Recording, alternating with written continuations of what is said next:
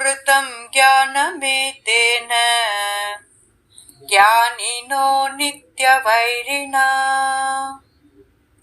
కామరూపేణ కౌంతేయ దుష్పూరేణానలేన చ. అత్యంత వివేకవంతుల జ్ఞానం కూడా ఎప్పటికీ తృప్తిపరరాని కోరికల రూపంలో ఉన్న శత్రువుచే కప్పివేయబడుతుంది. ఇది ఎన్నటికీ తీరదు మరియు అగ్ని వలె మండుతూనే ఉంటుంది. ఓ కుంతీపుత్రుడా, ఇక్కడ కామం యొక్క హానికరమైన స్వభావాన్ని శ్రీకృష్ణుడు మరింత స్పష్టంగా చెప్తున్నాడు. కామం అంటే కోరిక, దుష్ప్రేరణ అంటే తృప్తిపరరాని, అసలు అంటే ఎన్నటికీ చల్లారనిది అని అర్థం.